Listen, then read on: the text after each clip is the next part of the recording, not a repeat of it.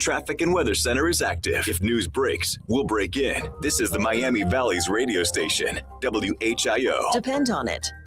I believe it's about that time. Turn the radio on, man. This is my friend, Todd. He makes me laugh. From Dayton, Ohio. Oh, super! What a crackpot. Would you please just listen? Really fun. And it's free. Oh boy, this is great. It's the Evening Edge with Todd Hollst. Locally grown, seriously funny on WHIO. I now declare this idiot convention open. To the Idiot-mobile. You idiot. You're an idiot. A stupid idiot. He's an idiot. Comes from upbringing. Parents are probably idiots too. He's an idiot. How sweet to be an idiot What in my room? and dip my brain in joy. You idiot. Children laughing at my back with no fear of attack. As much retaliation as a toy. You freaking idiot. How sweet to be an idiot. How sweet. What is wrong with you? You idiot. It is the Evening Edge, Monday through Friday, 5 to 7. Live stream is up on Facebook and YouTube. Starting things off with a solid idiot of the week, and it's a local person. Oh, my gosh. We're going to get to that here in a minute. Also, we've got a update of cars crashing into buildings. The running with the bulls has begun. We got an Ohio man. We got creepers. And we got, it's just Tasty Tuesday. World Cup fever is subsiding. And we got some UFO news as we look forward to the UFO conference, the big Dayton UFO conference this weekend, Saturday, going on in Fairborn. We'll talk about that. But, yeah, we got an idiot to get to here. You are a stupid, stupid idiot! Comes from upbringing. Parents are probably idiots too. Idiot! Stupid! Wake up, idiot. Silly dilly dilly, I'm an idiot. Yeah, that's true. Well, I hadn't heard about this story, to be honest, and I'm grateful that an Edgehead sent this to me. This apparently happened Saturday night in Troy. Now, anybody in Troy who has any sort of behind-the-scenes details on this story, I would love to get your perspective. 937-957-1290. So this happened late Saturday night. Now, we all know what Saturday night was, right? That's right. It was the 4th of July. And what does that mean for a lot of people? Beer. That is absolutely correct. A 42-year-old man, apparently, according to Troy police, had been drinking alcohol with a group behind, I guess, a residence on East Main Street, which runs adjacent to the railroad tracks. Now, if you're not familiar with Troy, and I used to work up in Troy, so I'm very familiar with this. There is train tracks that run through not quite the middle of town, but pretty close. Pretty close. We're all familiar with the roundabout that's in Troy. This is probably, 2 or 3 blocks away, short blocks, right? So I remember many times going up to Troy and getting stuck at the train crossing for what seemed like days when these long trains were coming through. Well, this was Saturday night, and a guy had been drinking with his friends, and cops say that as a train approached, this person stood dangerously close to the tracks, waved at the locomotive, hi, and repeatedly pumped his arms in an apparent attempt to encourage the engineer to sound the train's horn. Like little kids do out on the highway when they pass semi-trucks or big rigs. Yeah. That's what this guy was doing. Now, what many people don't realize is that the train hoot, right? The train, those are signals. They don't generally do them just for fun. or just for drunk guys hanging out by the tracks. But anyway, this guy was standing a little too close to the tracks, pumping his arms, when suddenly, he got booted by the train. The train hit him. Doesn't say how far he was knocked from the train, but going through town there, they slow down. They always slow down when they're coming to a city or a town with a crossing, generally, but they're not crawling by, right? And it's a train. Well, this guy got knocked away from the tracks. Fortunately, his friends, who I'm assuming were also imbibing in the brew, called medics. They showed up and took him to Miami Valley Hospital. Now, luckily, he must not have been injured too badly because he was treated and released the next day. But what a crazy incident. Just crazy times, 4th of July, beer, maybe, who knows, maybe there were fireworks involved too. I bet they were blowing stuff up. But after the collision, the train made an emergency stop and temporarily blocked all the railroad crossings in the city. Now, that sounds like an inconvenience, 100%. Now, it was Saturday night, probably not a ton of people out generally, but this was the 4th of July. So you had people blowing stuff up with fireworks. Now, you might not think about this, but if there had been an incident with the fireworks on one side or the other, and I'm thinking like on the east side of Troy, again, I'm familiar with it, the east side of Troy, and I don't remember if there are any fire stations on the east side of the tracks in Troy.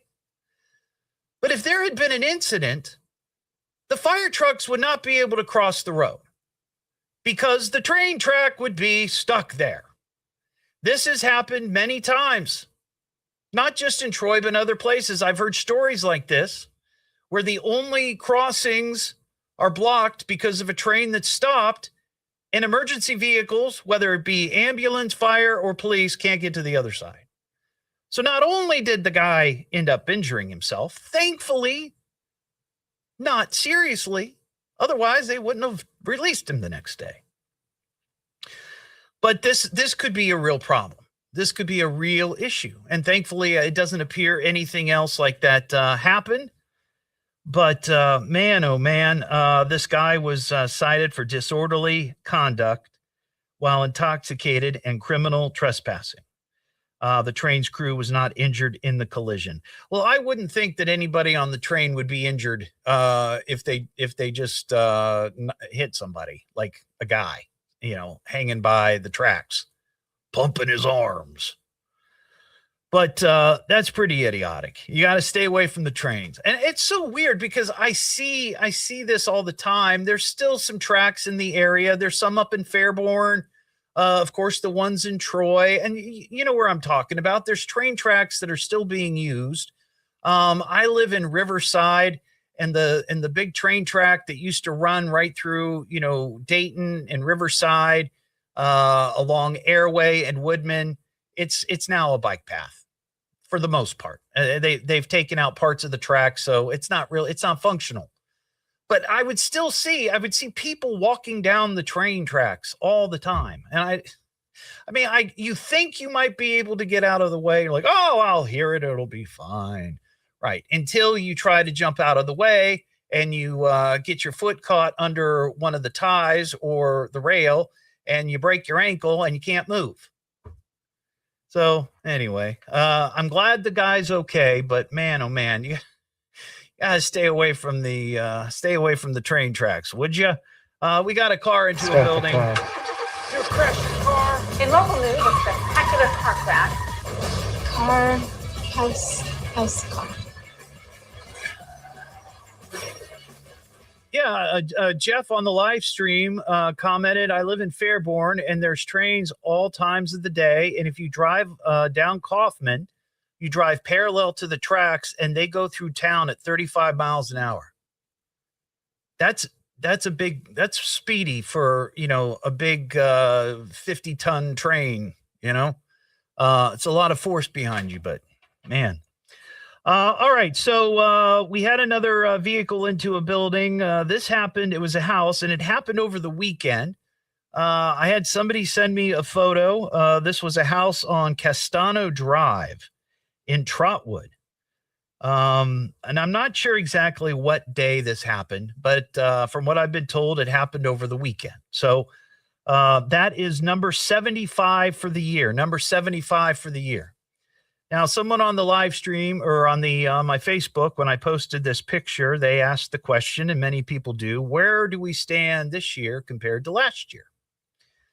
Well, last year, we hit 75 on September 2nd. So we are about 2 months ahead of schedule.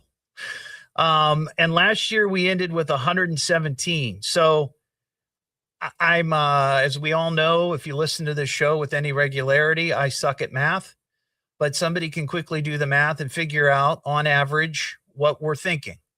We are, halfway through the year. We're 26, 27 weeks or so, and we're up at 75. So somebody do the math and let me know, but we are way, way ahead of schedule. But mark that down if you are keeping track. And lastly, World Cup fever. I'm not going to play the goal sounder, the goal, because last night was just a huge letdown. Holy cow. I was so pumped. I got to be honest. I didn't think that they would fare well against Belgium. I mean, the U.S. men's national team are ranked like 15th or 16th in the world, which is not bad when you consider all the countries in the world. But Belgium was ranked number 8. They are really, really good. So I didn't think this was going to be a cakewalk for the men's team by any stretch, but I thought it would be more competitive. And I thought if you watch the game, people who watched it will get this. People who didn't watch don't care. So, okay, that's fine. I'll be done talking about the World Cup here in a second. I thought the momentum was starting to maybe shift in the second half until the U.S. Goalkeeper came out of the penalty box to try to play a ball using regular, field skills, trapping it and then trying to kick it off the ground. But apparently he kicked, I don't know, it looked like he kicked into the ground and missed the ball. Then he lost the ball, and then somebody scored from like 45 yards away. And that was deflating. And that made the score 3-1. And then to me, it looked like they just crap. And that was it. So the men are out. World Cup continues. Maybe England will fare better. What am I listening to now? What is this? It's the Evening Edge with Todd Hollst. It's education, it's entertainment, it's fun for the entire family, and it is the most American thing in all of America. Locally grown, seriously funny on WHIO.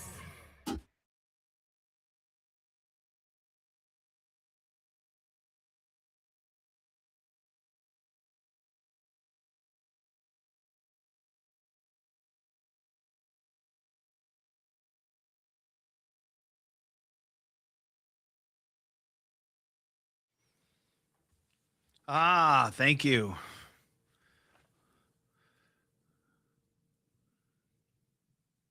Okay. Thank you, Ben. You know what? I didn't know that. I had no idea there was a underpass. Okay, well, that's good to know. Well, I didn't know. I don't think I knew about that underpass. Never driven under it.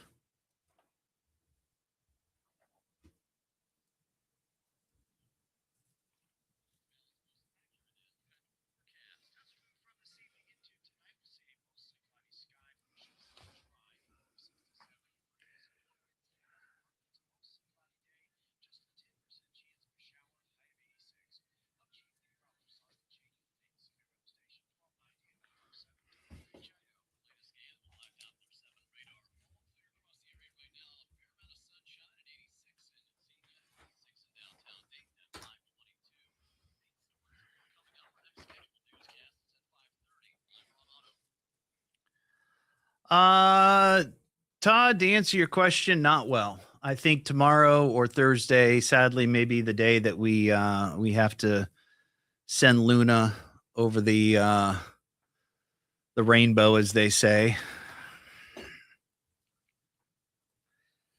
I appreciate that. Thank you.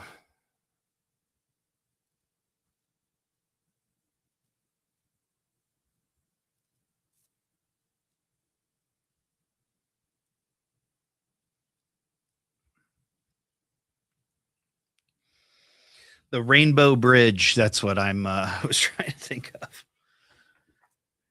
Oh.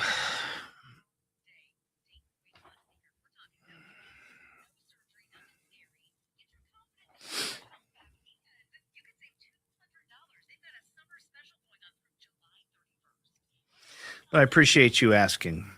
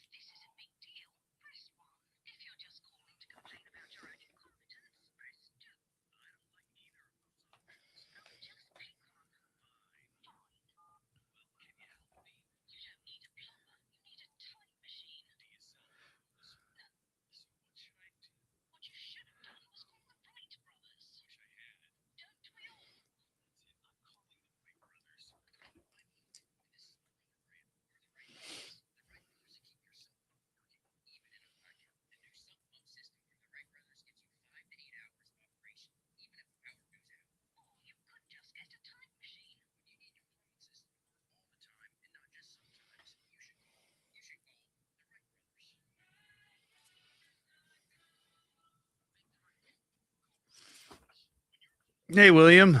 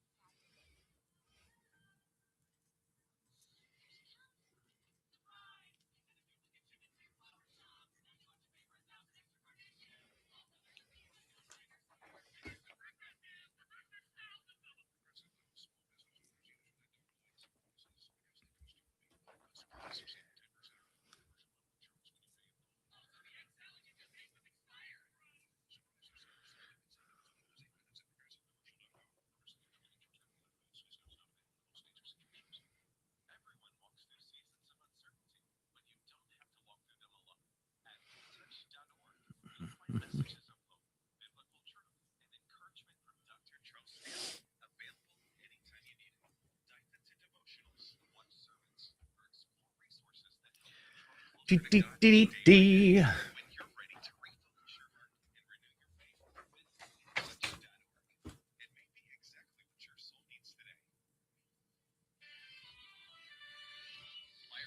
A startling discovery last night. We'll have the latest at 5:30 now. Back to the Evening Edge with Todd Hollst on 1290 at 95.7 WHIO. This will be fun for all of us, won't it? It's the Evening Edge with Todd Hollst. Locally grown, seriously funny on WHIO. Back here on the Evening Edge, Monday through Friday, 5 to 7. Live stream up on Facebook and YouTube. Today is National Dive Bar Day. If you don't know what a dive bar is, where you been?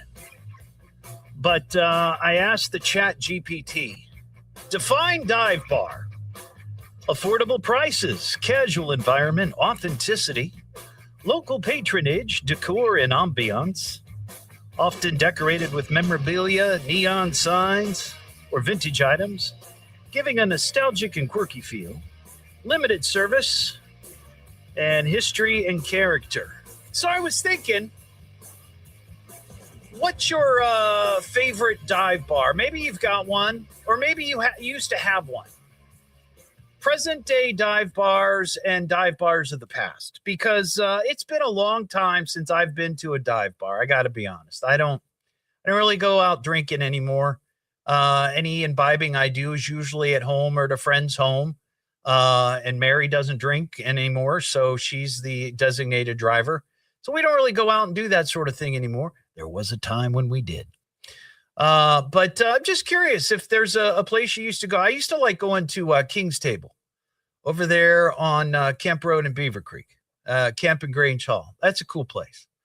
But if you've got a place that maybe you remember, just a really cool, maybe a little gritty dive bar, 937-957-1290.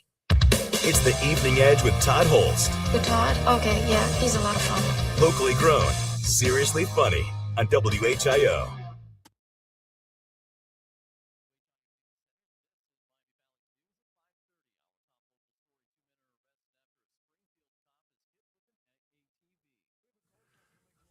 Oh, William, 100%.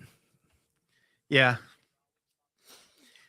People in the grocery store need to just follow the traffic patterns like regular traffic. You stay on the right, you stay on the right. You stay on the right, you stay on the right. When you have to step across the aisle to pick something off the shelf on the left, you do so, and then you place it back in your cart, which is on the right. That's the way it works.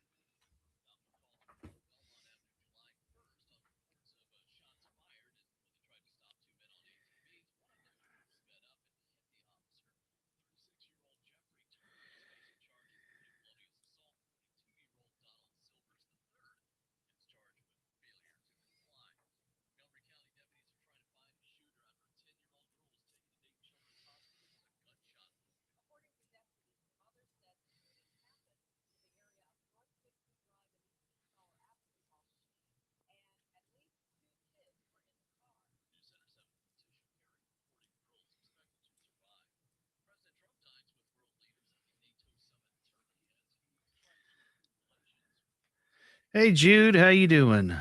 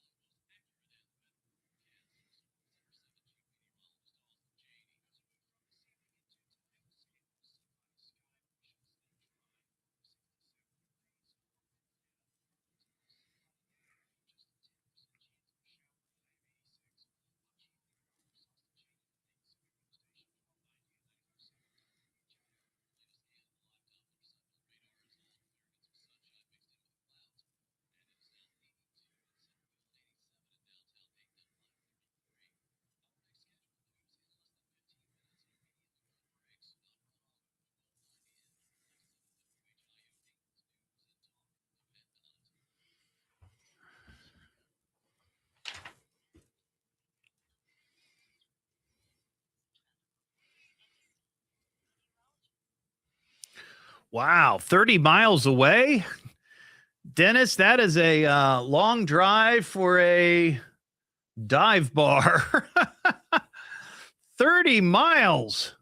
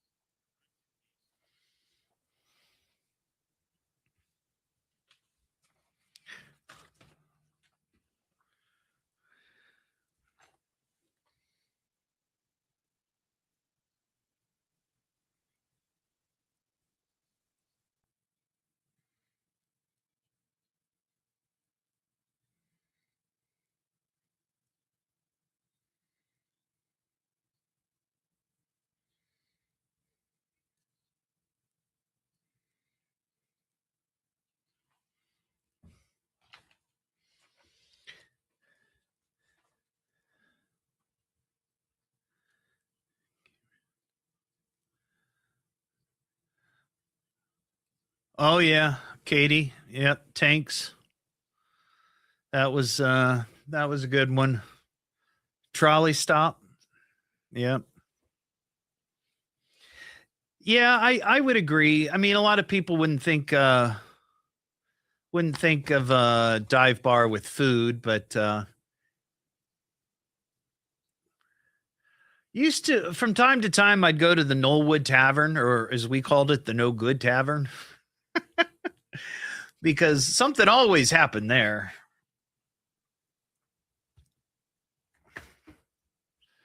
Or Santa Fe Lounge in Beaver Creek. I think there was the Beaver Creek Lounge. That was close to, I think, the corner of Dayton Xenia and Beaver Valley.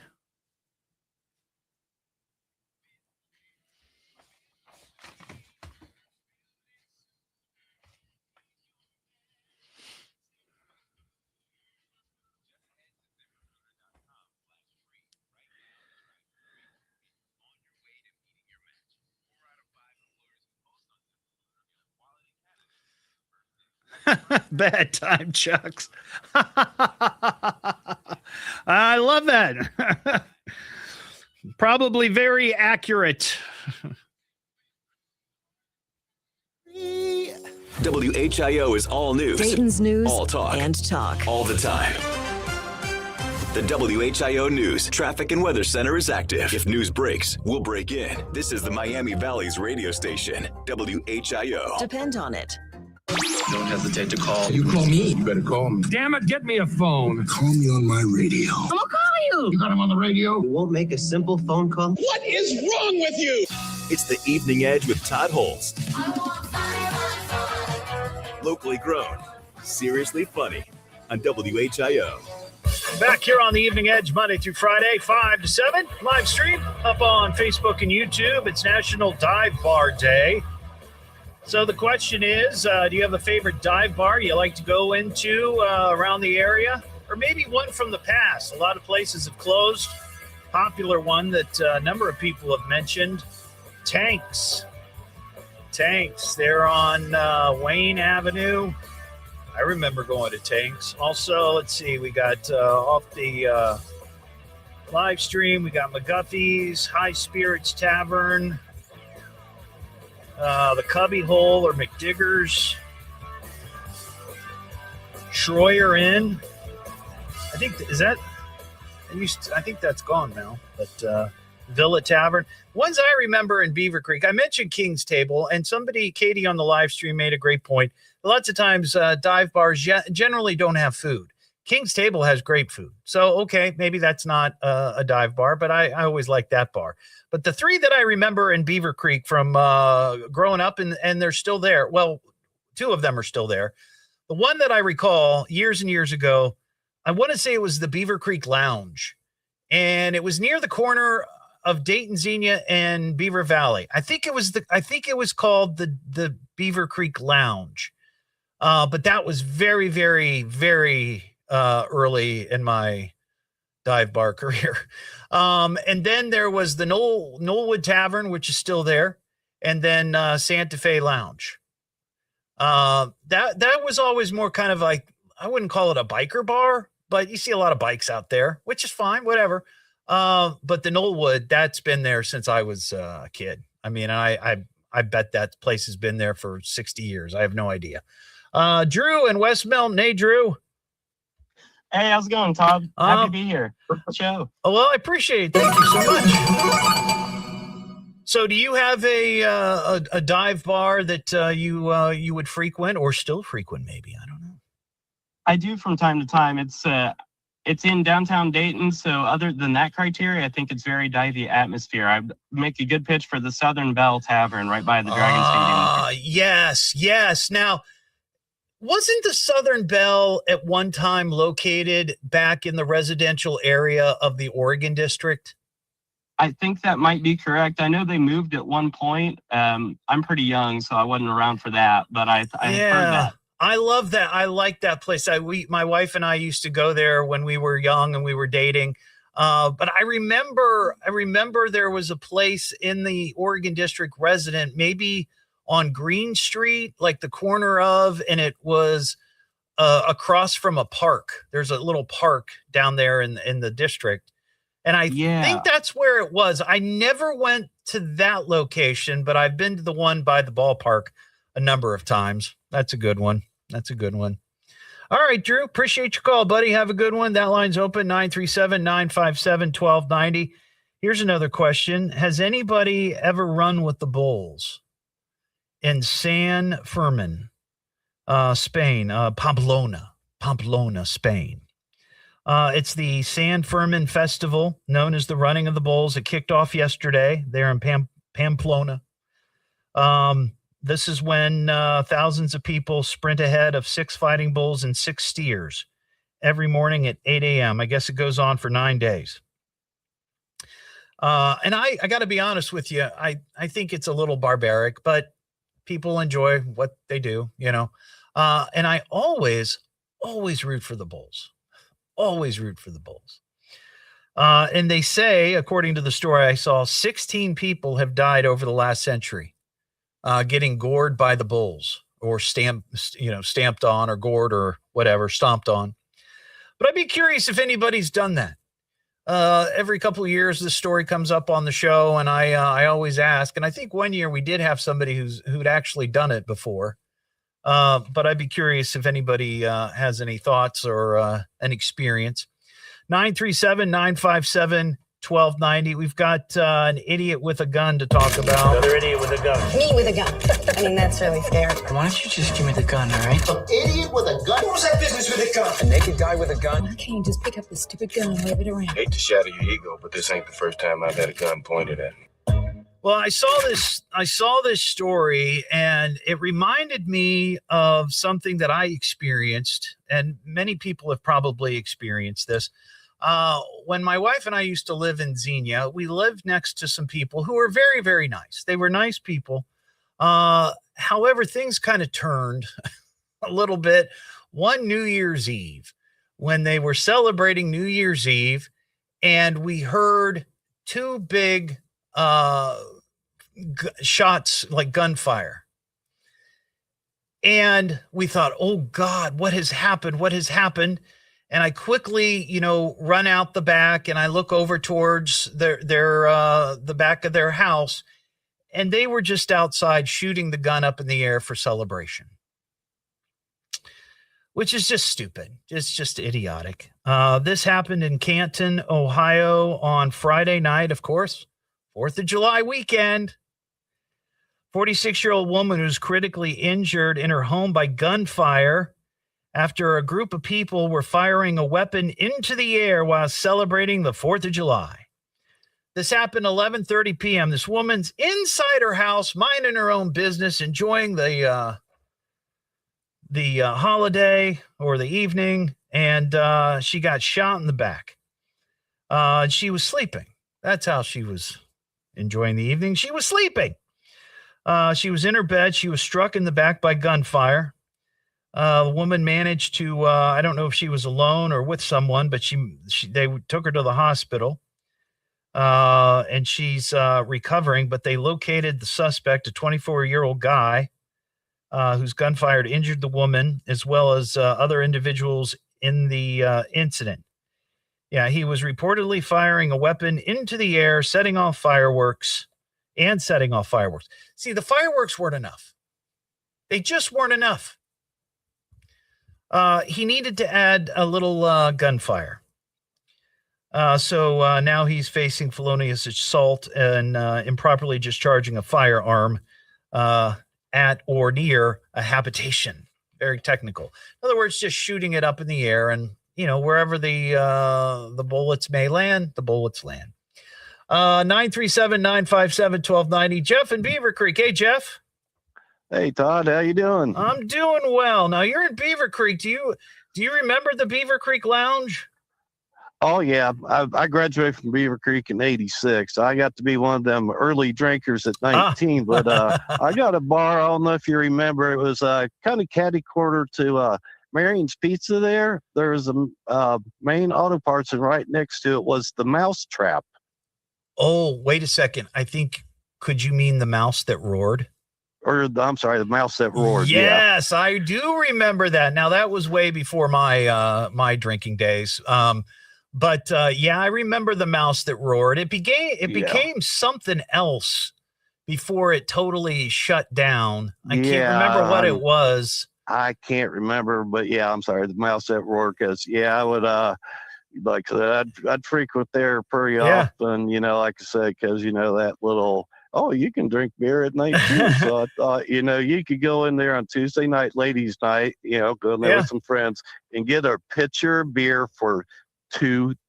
That's amazing. The thing I remember about that shopping strip is you had the mouse that roared, you had Kroger, you had I want to say a Revco, and you had a Goldman's, and you also had Goldenrod Music. Oh yeah, I remember Goldenrod. Yeah, I remember Goldenrod. I don't know if this was ever true or not. I mean, I know it was a record store, but it was also a head shop. So if you smoked weed, you could go in and you could buy pipes or whatever. But I remember my mom would not let me go in there. As much as I loved music and as much as I collected records and all that, she would not let me go in there because it smelled like marijuana. And she's like, they sell drugs in there. Yeah, I could understand that. Yeah. But that was the other place in Beaver Creek I mentioned was the Knollwood, which is still there. And I remember my mom warning me not to go in there either. But and then I heard you mention Santa Fe as well, which is still there, corner Grange Hall and Dayton Senior there. Yep. Well, I appreciate that, Jeff. Thanks, buddy. Have a good one. You too. That line's open, 937-957-1290. Jason in West Milton. Hey, Jason. Hello. Hey.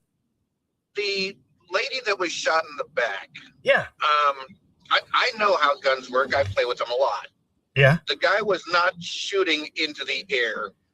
They did a thing on Mythbusters. If you shoot a gun in the air, it will come back down and it can do some damage. Right. But it's not going to go through the lady's house and hit her in the back. The guy had it pointed at her house. Well, I would imagine it says here, see, a group of people were firing a weapon into the air.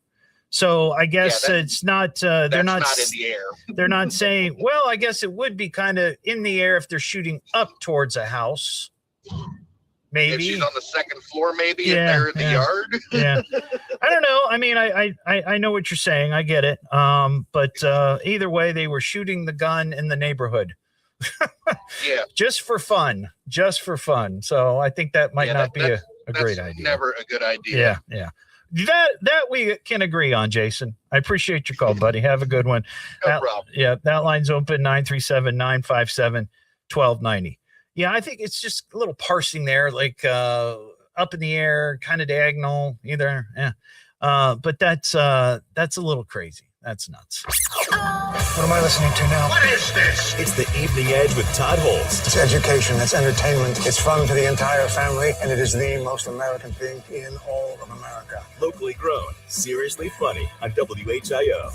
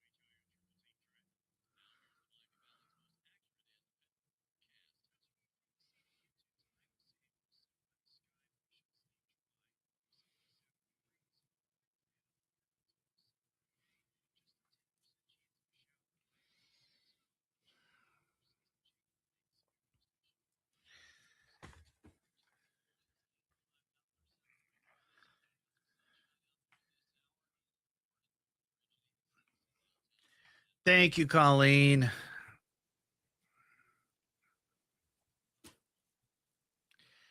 Thank you. I appreciate it. I think, unfortunately, the day may be tomorrow or Thursday. We got to chat about it tonight.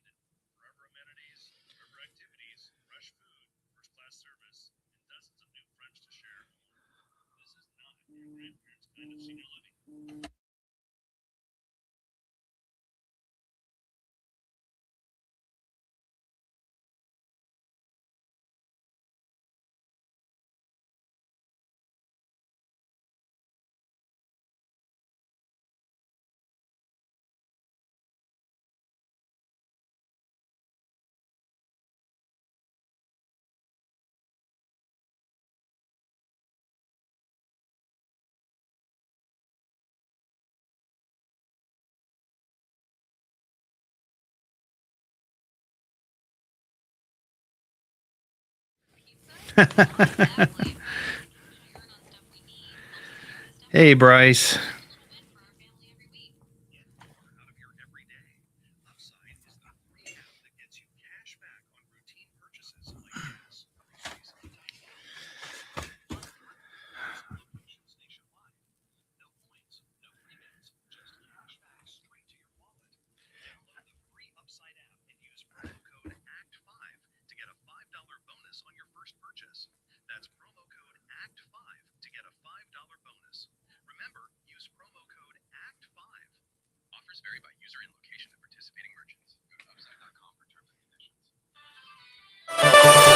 A bit cooler across the Miami Valley this week. Well, the latest at 6. Now back to the Evening Edge with Todd Hollst on 1290 at 95.7 WHIO.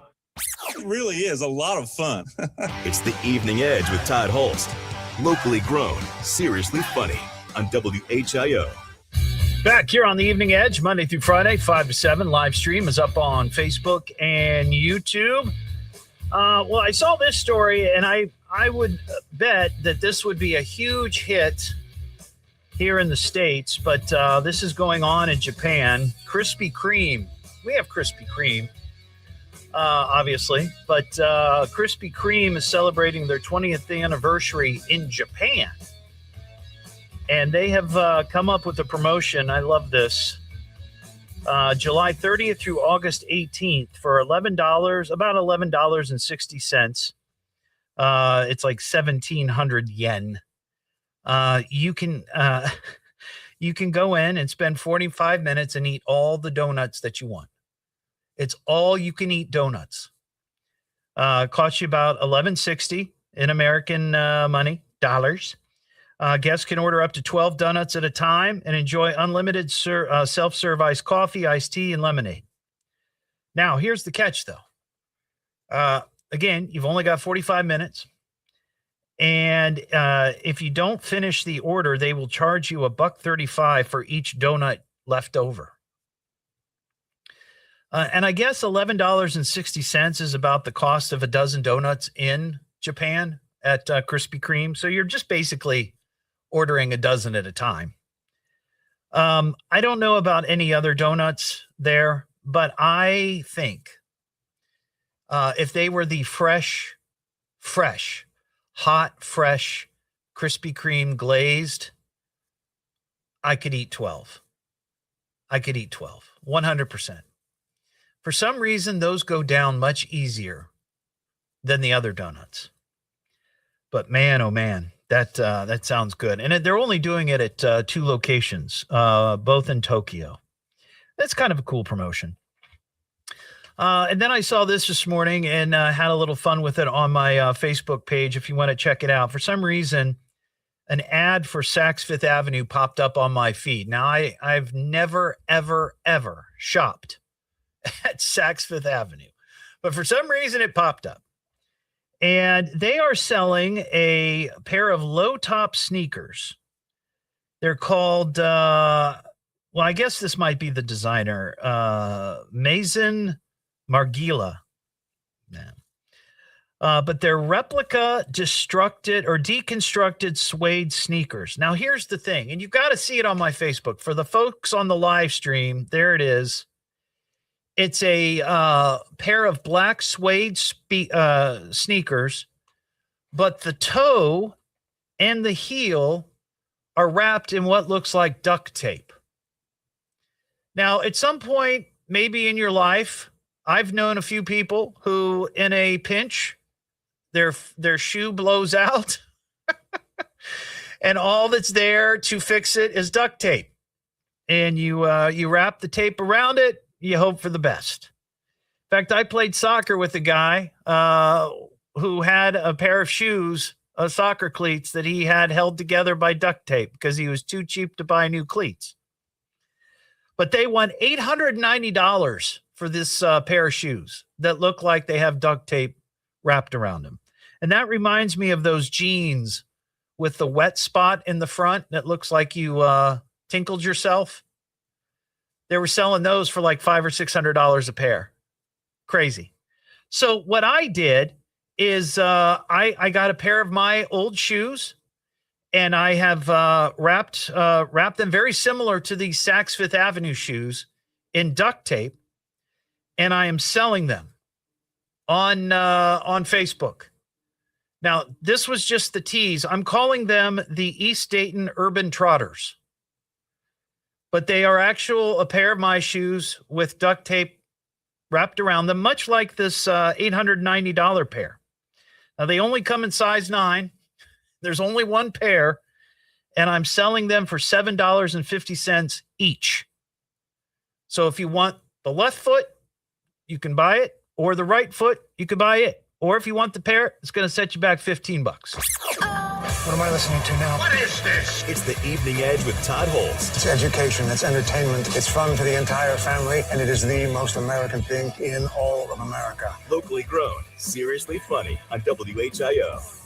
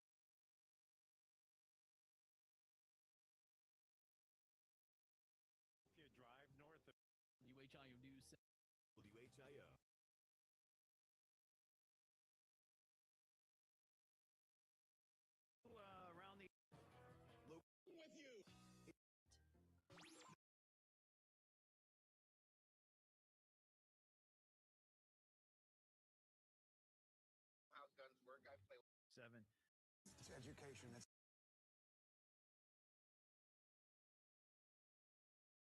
That this would be a HIO.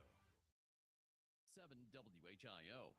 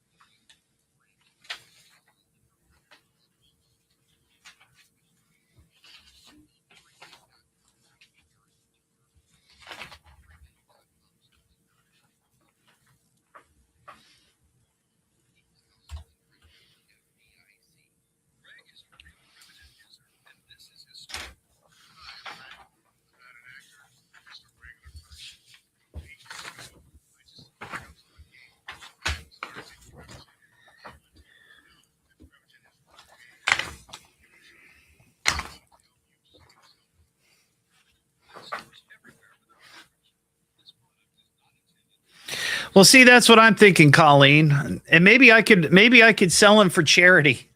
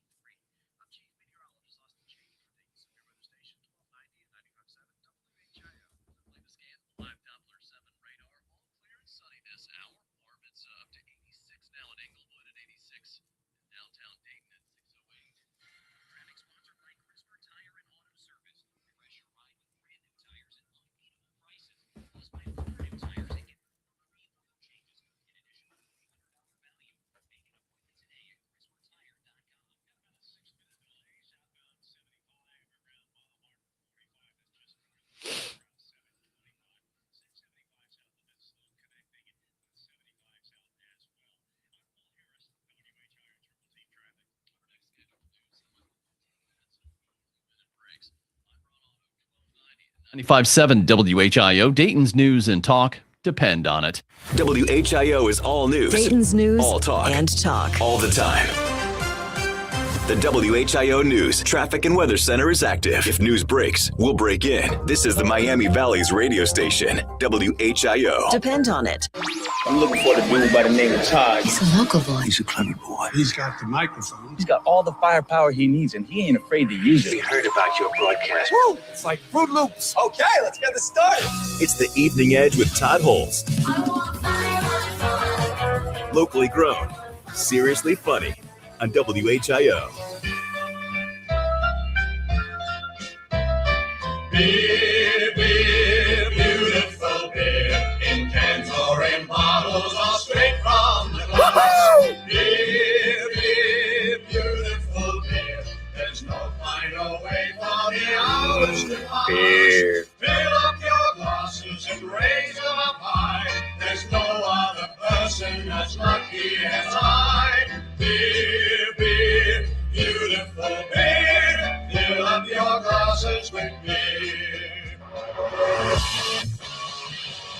is the Evening Edge, Monday through Friday, 5 to 7. Live stream is up on Facebook and YouTube.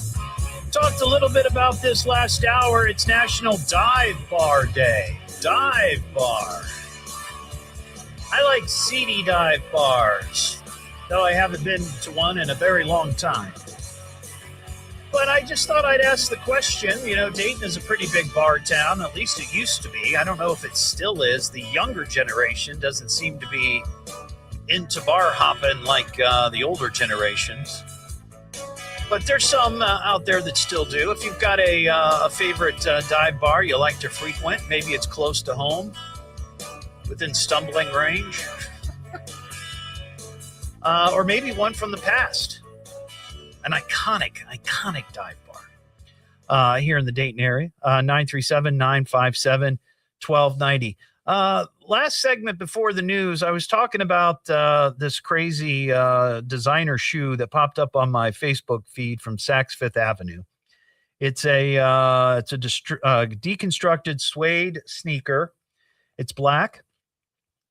And around the front of the shoe, like the toe box, they call it, and then the heel, there's a silver material that really does look like duct tape.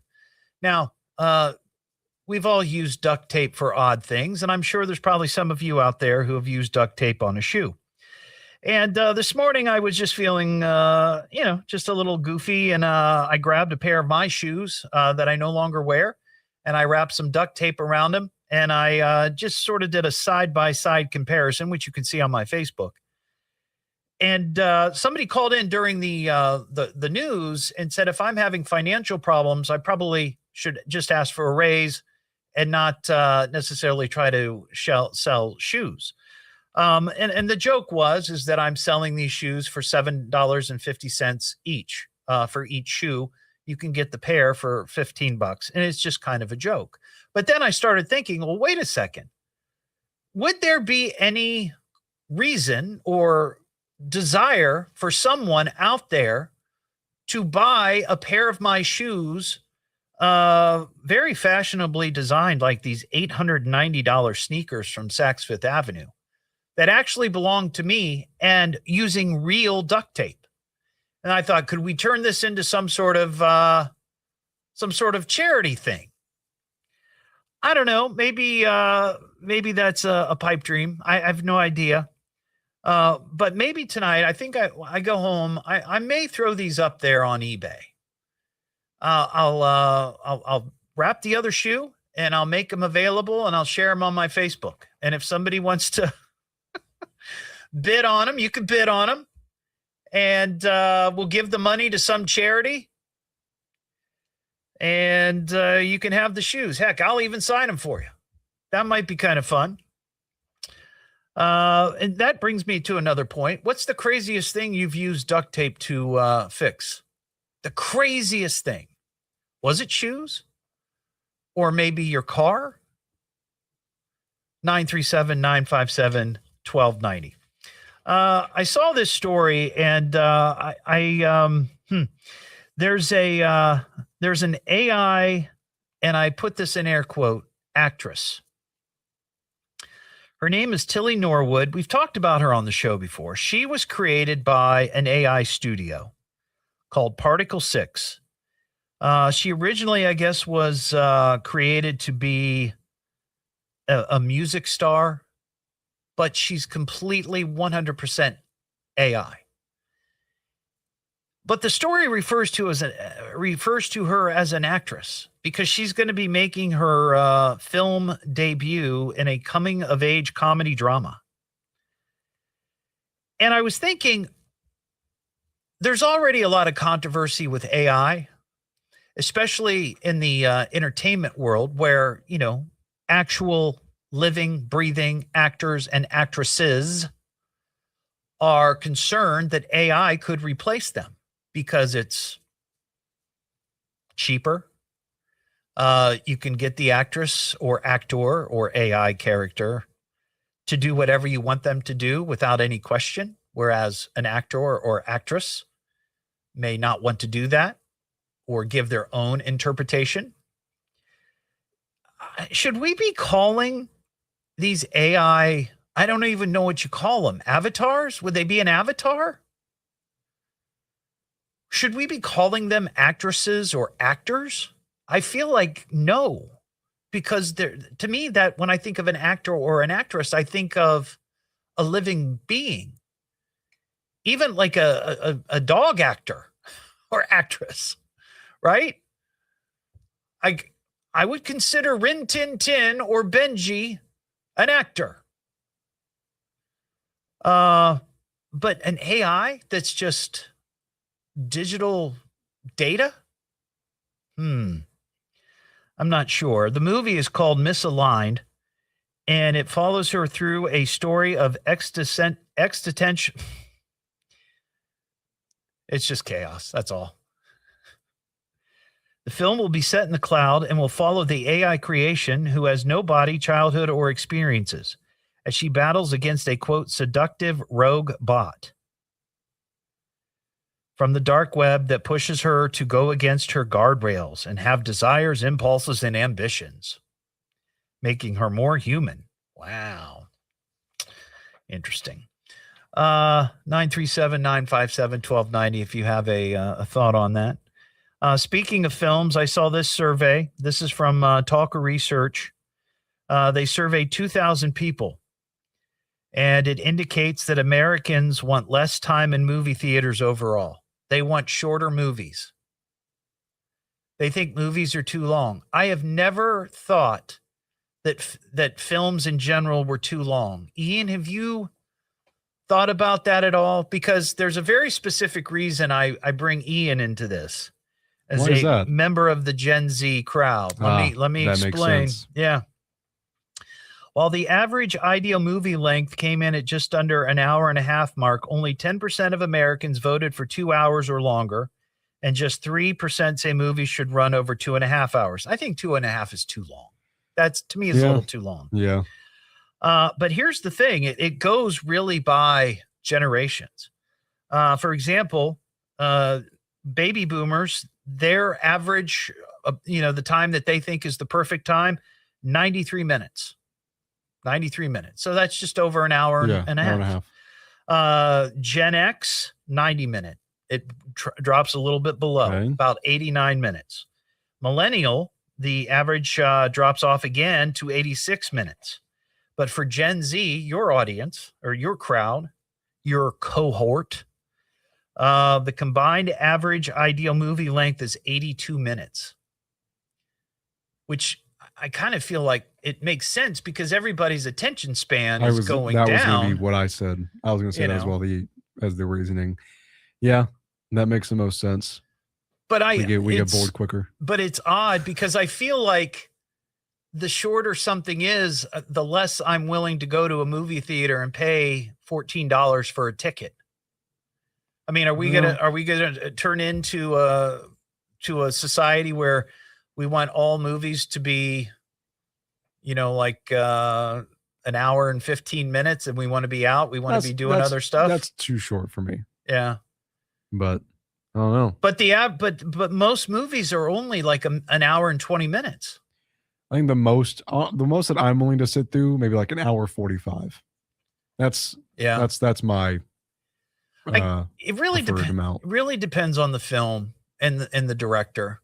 True. I mean, I feel like there are some movies, like there was The Irishman, I think was a Martin Scorsese film, kind of a mobster kind of film, a couple 5, 6, 7 years ago.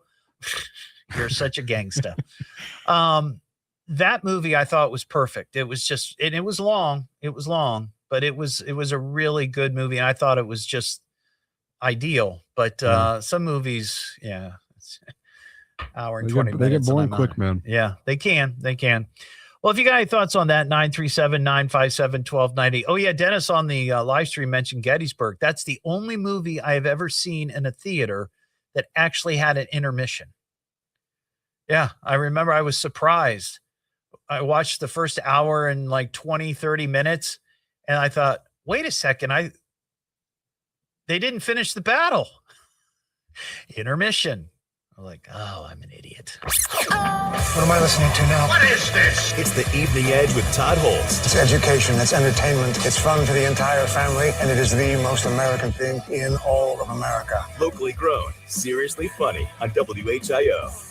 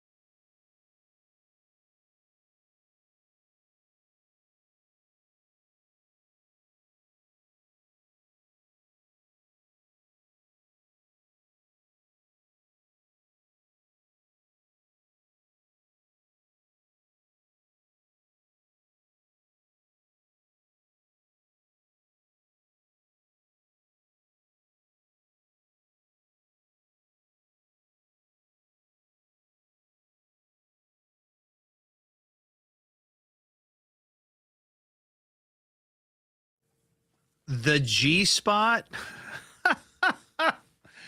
Wow. What a name. Well, you say lap dances, so I guess that makes sense. It was a strip club. Huh. It was a dive, but great food and friendly staff. And it was near Todd Street. Love that.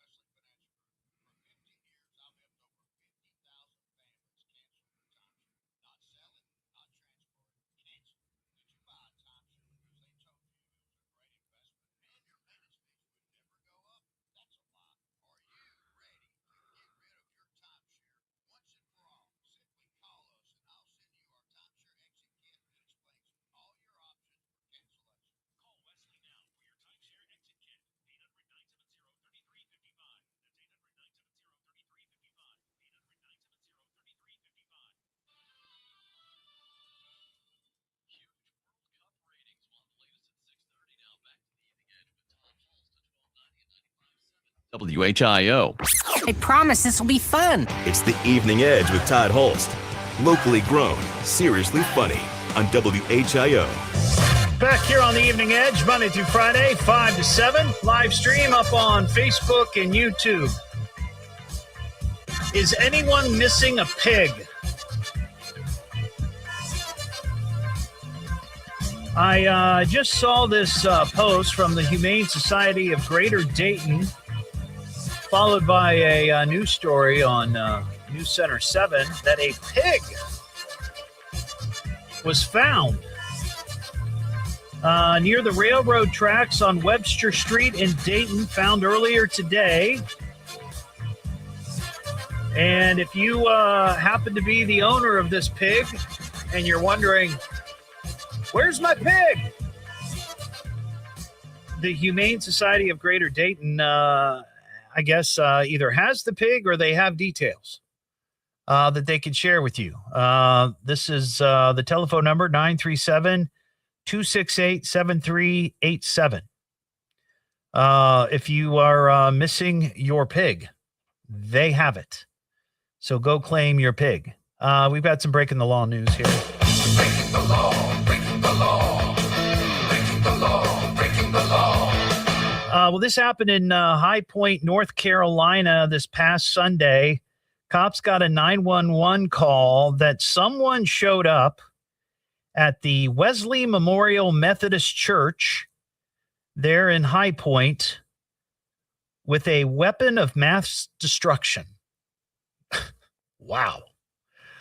Cops show up after getting the call. Cops arrive. They find a man wearing camouflage clothing. Apparently, he was sitting in a vehicle, a truck, and he had a flamethrower. A flamethrower. Additional officers arrived, disarmed the man. He was identified as William S. Milliken III of Thomasville. He's 44. At the time of his arrest, he was wearing a plate carrier, which is a type of body armor. He was charged with possession of a weapon of mass destruction, impersonating a law enforcement officer, and possession of a controlled substance. Here's what they found when they searched the flamethrower's vehicle. They found not one flamethrower, but two. They found a CO2-powered launcher designed to resemble a handgun, 2 crossbows, more than 500 rounds of ammo, rolls of black duct tape, 3 knives, and oxycodone pills. That is quite the collection. But fortunately, somebody who saw this odd-looking scenario said, hey, this doesn't seem right. I'm calling the cops. It's the Evening Edge with Todd Hollst. I love this show. It's fun to listen to. Locally grown, Here in Dayton. seriously funny He's a crackpot with wild ideas. I'm puzzled by the whole thing. on WHIO.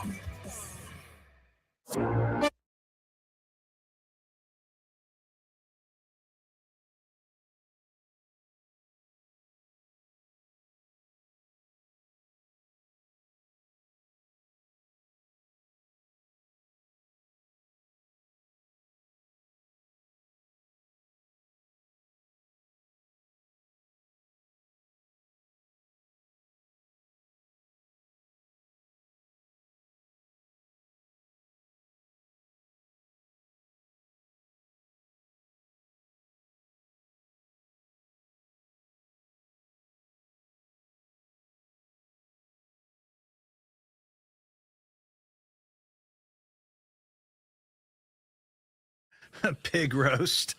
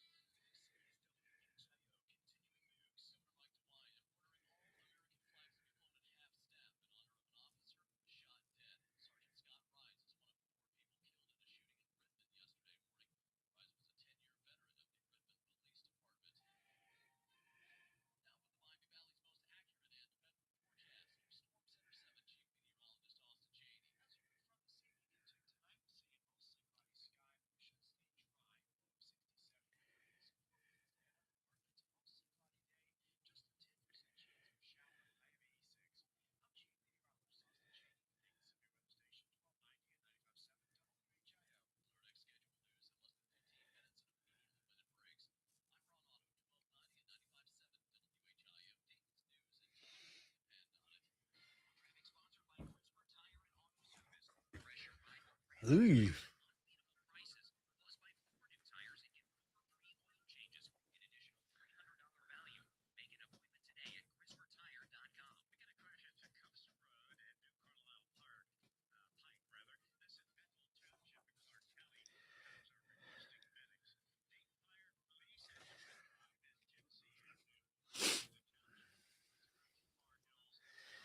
Anybody seen this story about this high rise in New York City that is at risk of collapsing? Holy cow. I mean, this is a huge high rise building, and there's pictures of the steel girders. I guess those are girders buckling. Oh my God. I don't know. What do you do about that? Slowly take it apart? Man, I don't know how you do that.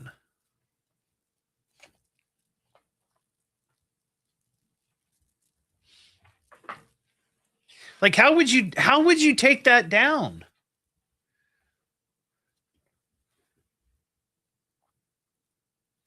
I mean, I guess you could level it, but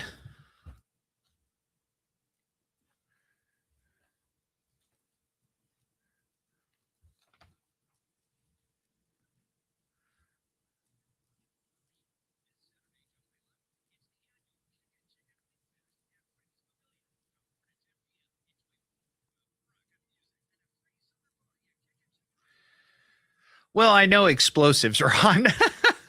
I know that's how you blow it up, but I just mean, I don't know how you take out a building on such a crowded block. I mean, that's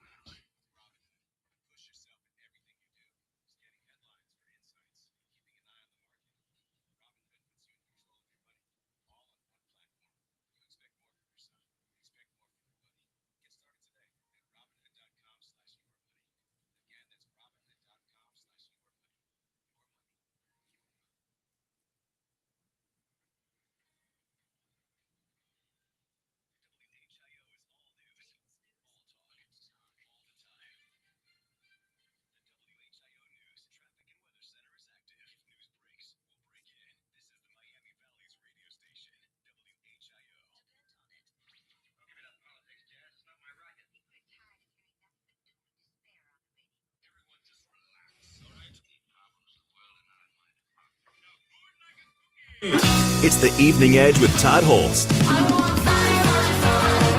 Locally grown, seriously funny on WHIO. back here on the Evening Edge, Monday through Friday, 5 to 7. Live stream up on Facebook and YouTube. I'm just sitting in here during the news there, watching the CBS Evening News here in the studio, and they opened the show talking about this 37-story high-rise building in Midtown Manhattan.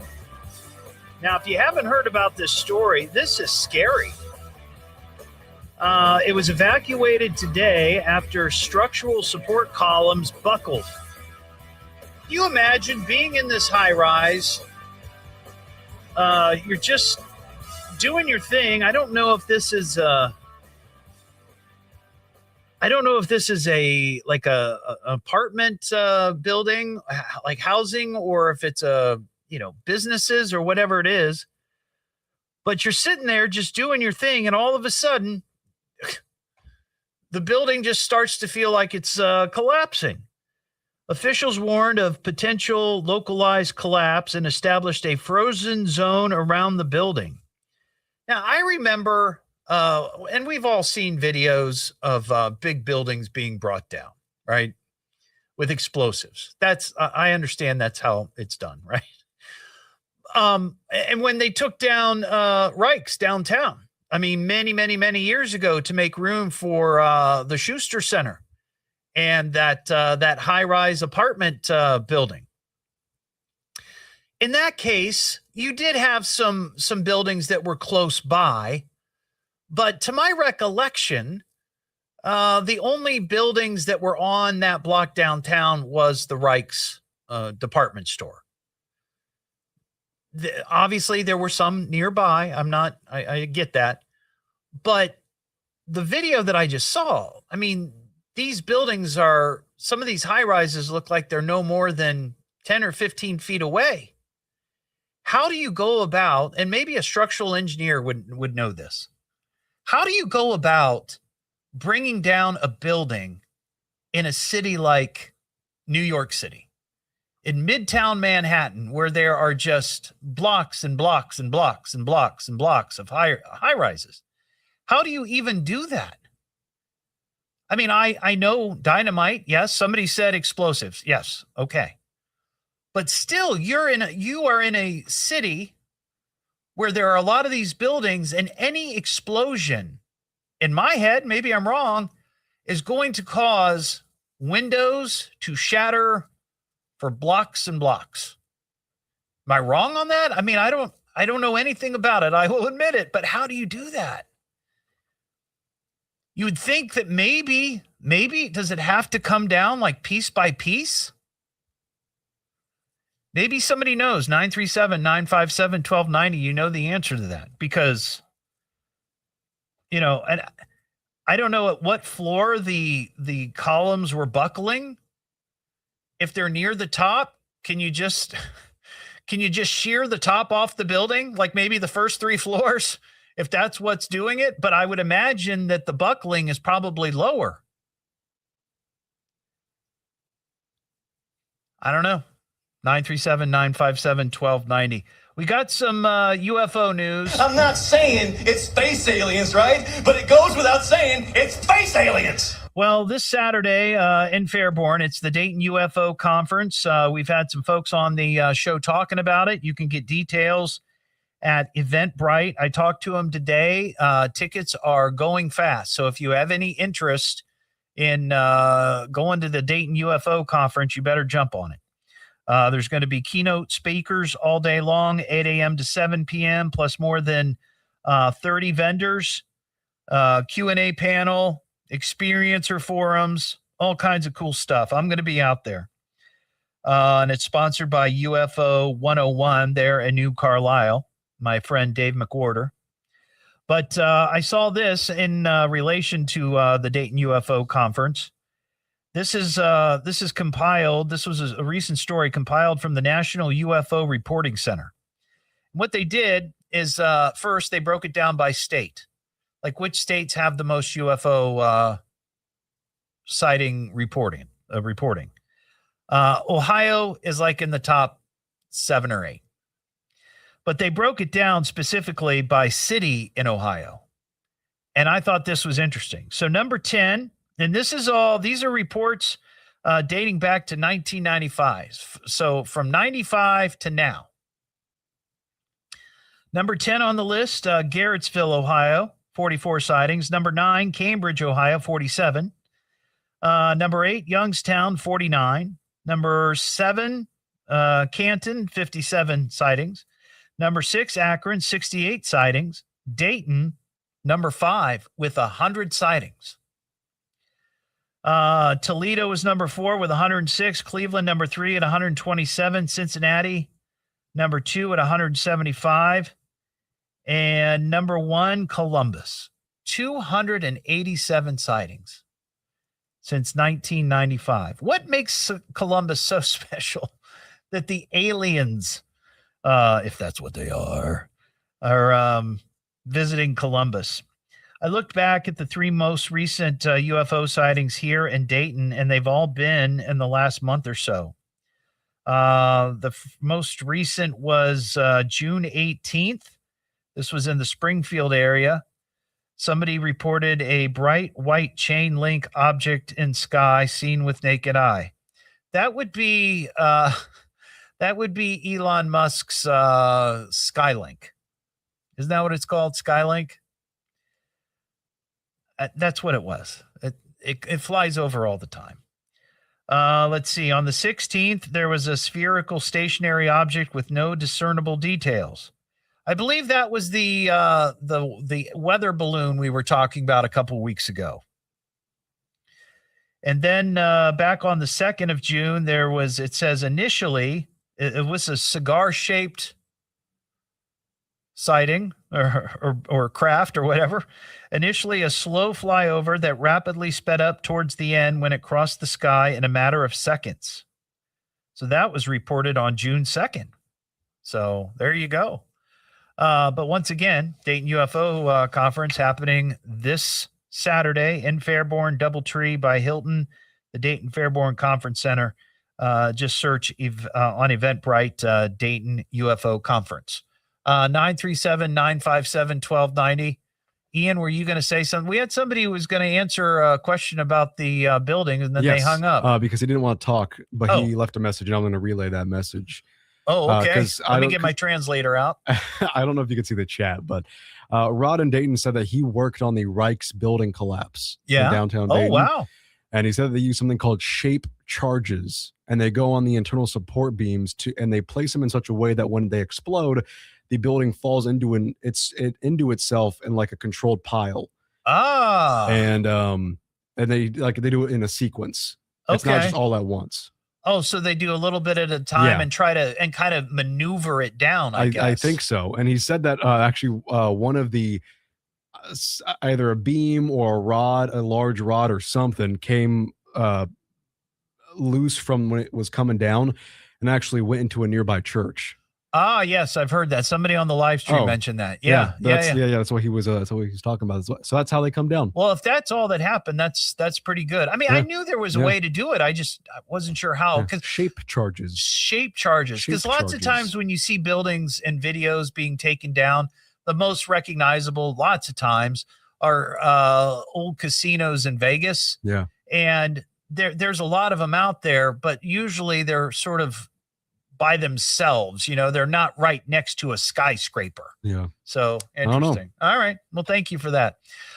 We got Larry in Huber Heights. What's up, Larry? Hey, Todd. How you doing? I'm doing well. What's shaking in Huber tonight? Beats me.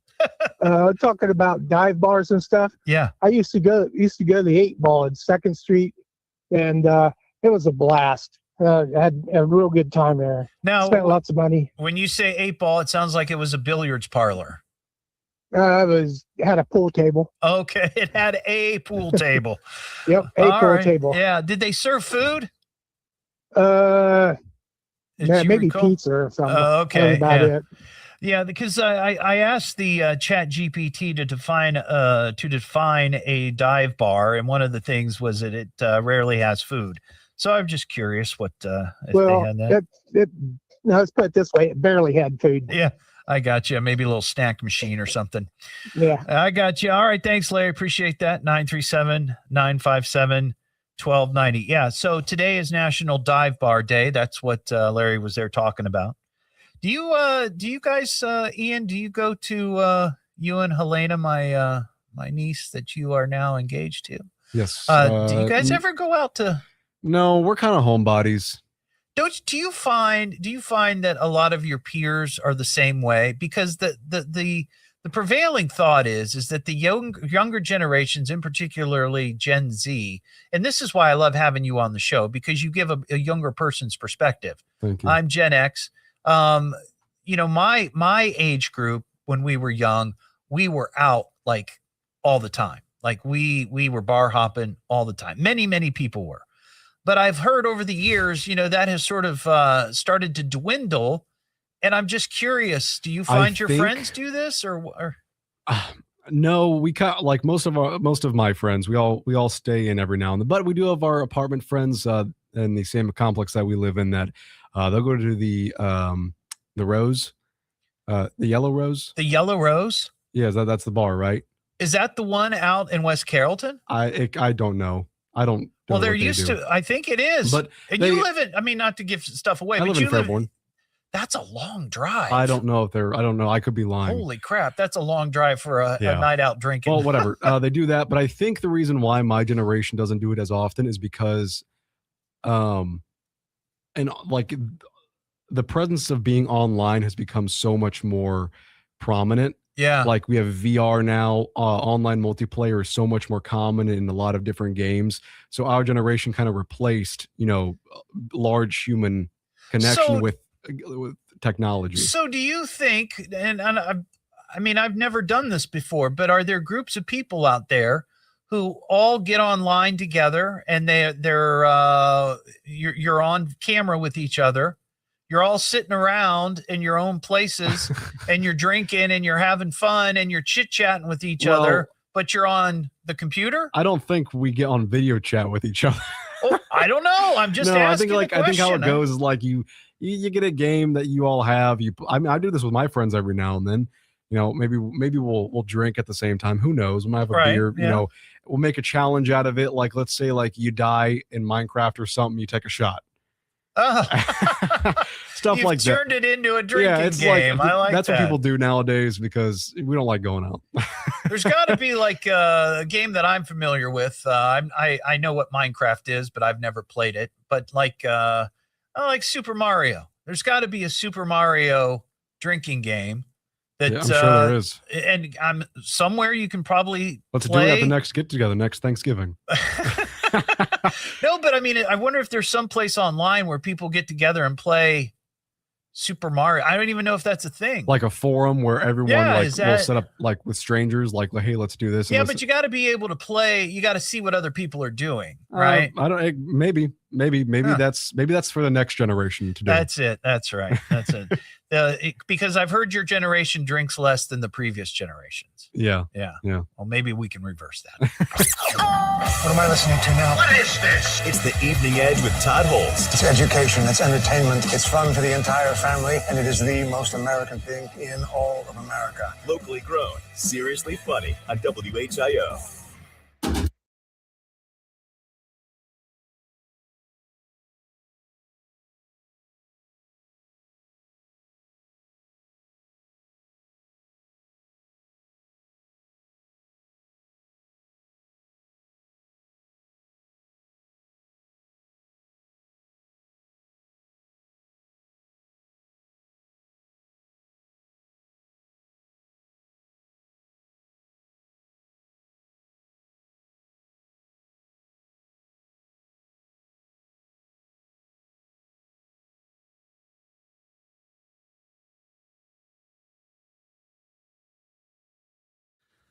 Four for four.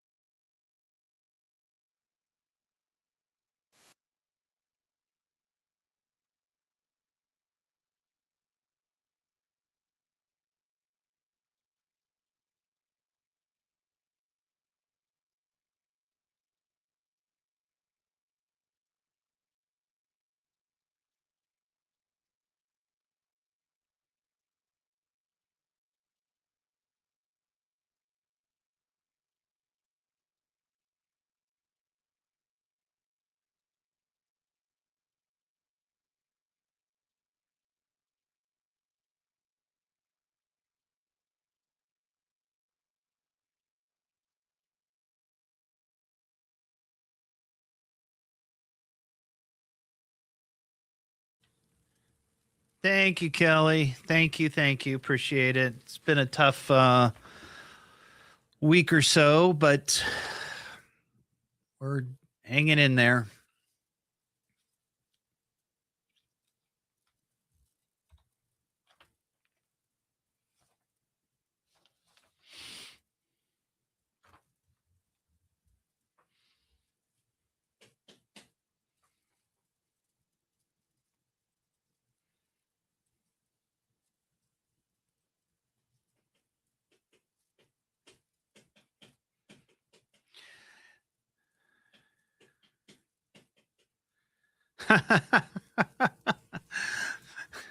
Bryce, you're not going to try to claim that lost pig, are you?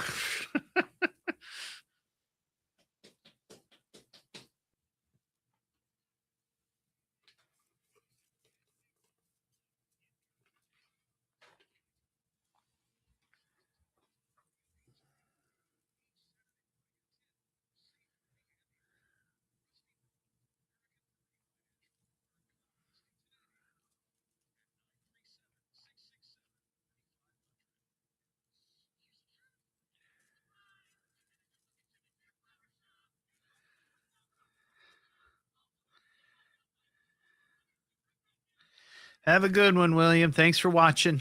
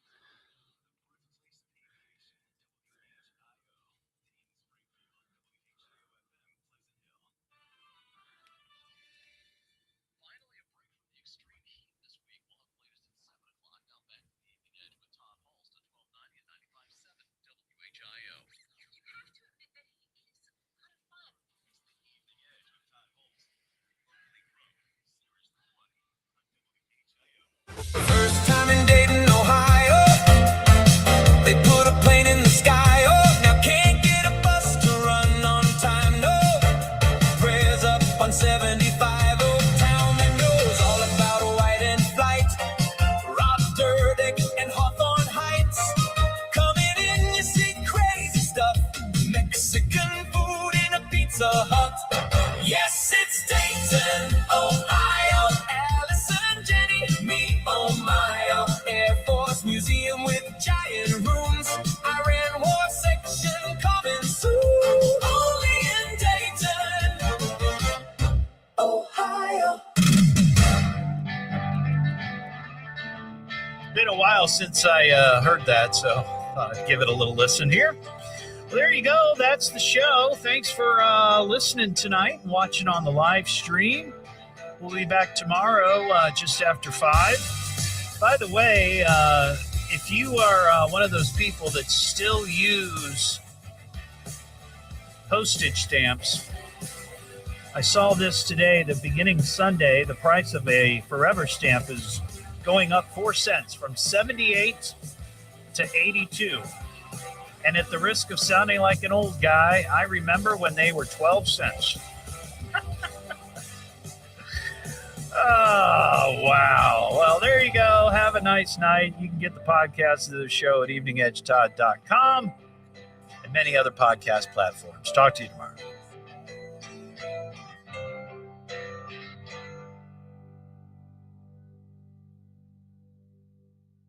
So that's it? I'm afraid so. That was exciting. But I've heard enough of this weird crap. We'll try again tomorrow. Yeah. That's all for tonight, folks. All right, we'll see you next time. So pull the plug already. This is the station Dayton turns to first for live team coverage of breaking news. WHIO. All right, everybody. Have a great night. See ya.